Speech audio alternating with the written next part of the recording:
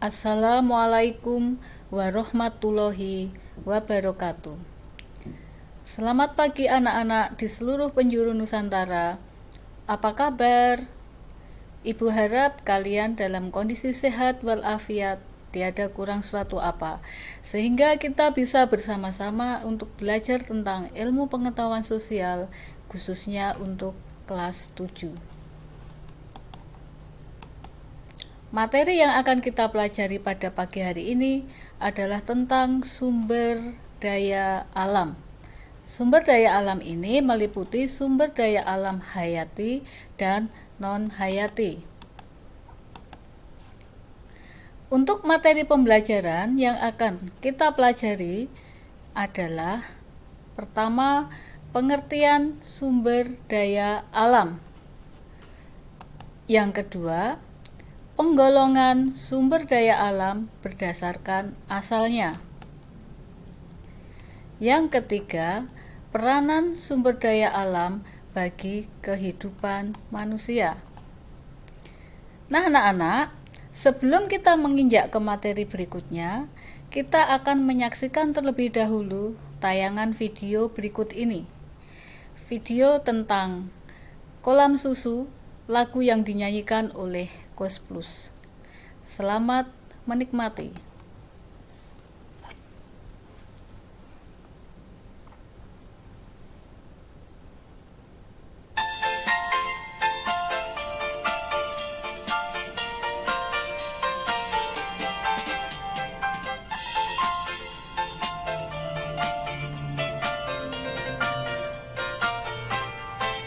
Bukan lautan, hanya kolam susu.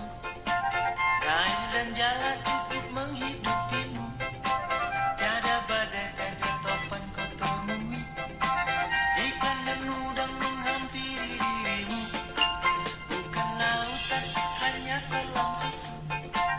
Kail dan jala cukup menghidupimu. Tiada badai, tiada topan kau temui. Ikan dan udang menghampiri dirimu. Orang bilang tanah kita tanah surga. Tongkat kayu dan batu jadi tanaman. Orang bilang tanah kita tanah surga. Tongkat kayu dan batu jadi tanaman. Bukan lautan, hanya kolam susu. Kail dan jala cukup menghidupimu. Tiada badai, tiada topan kau temui. Ikan dan udang menghampiri dirimu.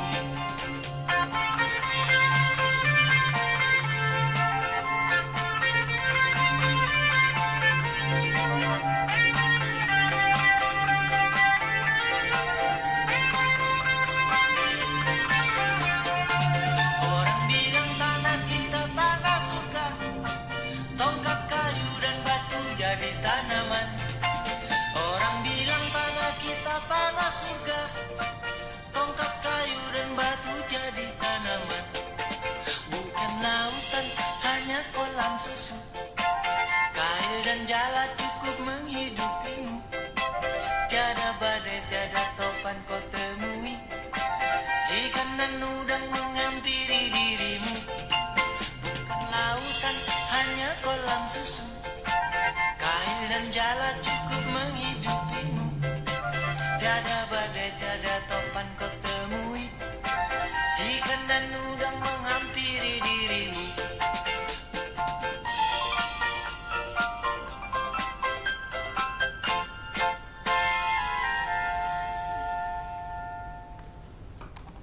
Oke, kita lanjutkan ke materi berikutnya.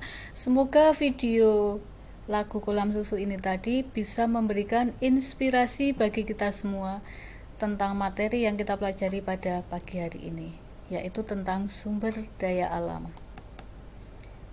Nah, anak-anak, untuk pengertian sumber daya alam ini adalah merupakan semua kekayaan bumi, baik berupa benda mati atau hidup, yang dapat dimanfaatkan oleh manusia. Adapun untuk penggolongan sumber daya alam, ini kita bedakan menjadi dua, ya. SDA ini adalah singkatan dari sumber daya alam. Sumber daya alam ini dibagi menjadi dua, yaitu yang pertama sumber daya alam hayati. Kemudian yang kedua sumber daya alam non-hayati. Untuk sumber daya alam hayati, ini misalnya tumbuhan dan hewan. Sedangkan untuk sumber daya alam non-hayati, ini misalnya air, ya, angin atau udara, tanah, kemudian hasil tambang. Sumber daya alam hayati. Nah, ini kita lihat tampilan gambar yang pertama ini adalah salah satu contoh sumber daya alam hayati tumbuhan. Nah, ini adalah tanaman jagung anak-anak. Tanaman jagung ini biasa ditemukan itu di daerah pedesaan. Ya, para petani kita itu menanam jagung untuk konsumsi kebutuhan kita, ya. Selain tanaman jagung yang termasuk sumber daya alam hayati, misalnya, nah ini ikan ini anak-anak. Ini gambar nelayan yang selesai atau baru saja pulang mencari ikan di laut. Nah, ikan ini merupakan sumber daya alam hayati yang termasuk hewan. Selanjutnya, coba dilihat. Ini adalah gambar kambing atau domba. Kalau anak-anak tinggal di daerah pedesaan, biasa mengenal hewan ini dengan sebutan sebagai wedhus gembel. Nah, kambing atau domba ini juga termasuk contoh sumber daya alam hayati. Selanjutnya, ya, sumber daya alam hayati ini merupakan sumber daya alam yang berasal dari makhluk hidup. Nah, makhluk hidup itu bisa tumbuhan, bisa hewan, seperti yang telah ditampilkan dalam slide gambar di atas. Sekarang kita lanjut ke materi sumber daya alam non-hayati. Nah, kita lihat anak-anak, ini adalah gambar sungai. Yang di dalam sungai itu ada batu-batuan. Nah, sungai ini merupakan sumber daya alam non-hayati karena di dalam sungai ini ada airnya ini anak-anak. Yang putih ini adalah air. Nah, gambar berikutnya ini kita lihat, ini adalah gambar kincir angin. Nah, sumber daya alam non-hayati yang kedua ini adalah angin atau udara. Selanjutnya, gambar yang ketiga ini adalah gambar tanah. Nah, gambar tanah ini juga termasuk sumber daya alam non-hayati karena tanah ini bisa diolah untuk dibuat produk tertentu, misalnya gerabah atau keramik. Nah, selanjutnya anak-anak, untuk sumber daya alam non-hayati itu contohnya adalah barang tambang atau bahan tambang. Nah, salah satunya ini adalah batu bara. Masih banyak lagi bahan tambang yang lain yang ada di wilayah negara Indonesia tercinta. Nah, sumber daya alam non-hayati itu merupakan sumber daya alam yang berupa benda mati. Nah, yang termasuk benda mati itu antara lain seperti yang telah Ibu sampaikan di slide di atas, yaitu air, angin atau udara, tanah, dan hasil tambang.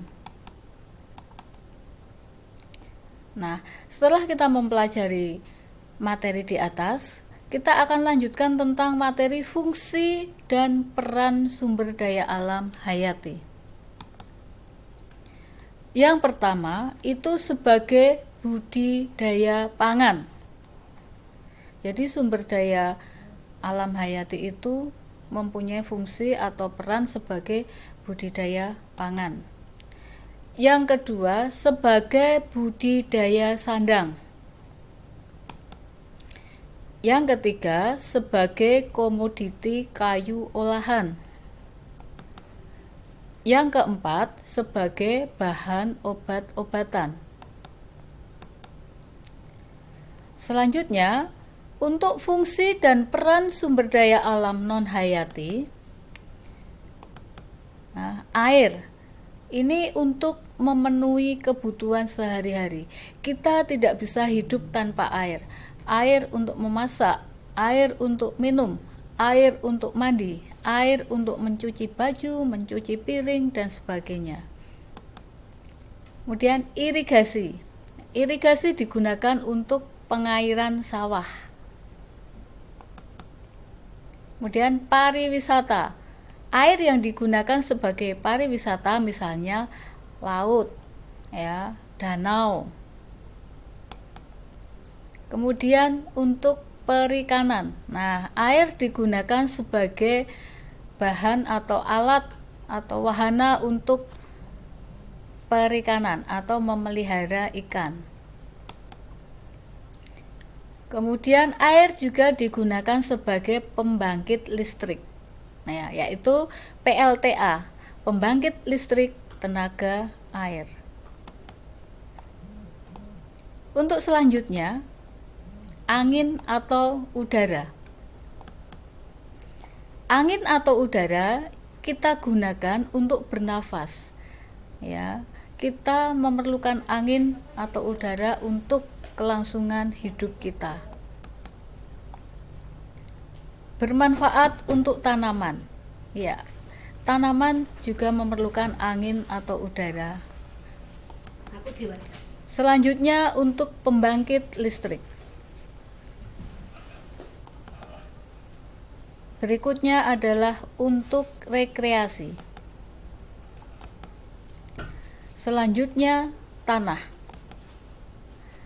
Tanah ini menunjang pertumbuhan penduduk, memberikan sumber makanan bagi berbagai jenis makhluk hidup. Tanah berpengaruh pada bidang pertanian dan perkebunan. Untuk selanjutnya, bahan tambang.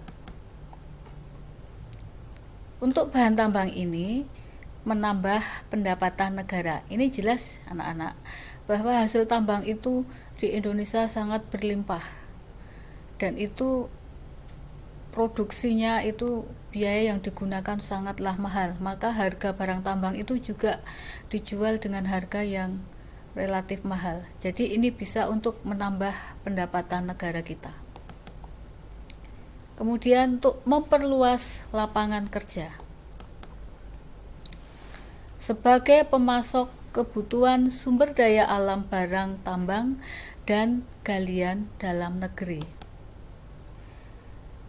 Minyak bumi dan gas alam sebagai bahan bakar atau sumber energi. Pasir atau batu sebagai bahan bangunan. Emas, intan, dan perak sebagai perhiasan, serta bahan industri dalam negeri. Nah, ini tadi anak-anak sekilas materi tentang sumber daya alam. Nah, untuk lebih jelasnya, anak-anak bisa mempelajari materi sumber daya alam hayati dan non-hayati ini melalui buku paket IPS kelas 7. Kiranya cukup sekian untuk materi yang Ibu sampaikan pada kesempatan kali ini, dan mohon maaf apabila ada salah tutur kata dari Ibu yang tidak berkenan di hati anak-anak semua. Semoga anak-anak selalu dalam kondisi sehat walafiat dan segera terbebas dari pandemi COVID-19 yang melanda negara kita. Sukses selalu untuk anak-anakku semua. Sekian dari saya. Assalamualaikum warahmatullahi wabarakatuh.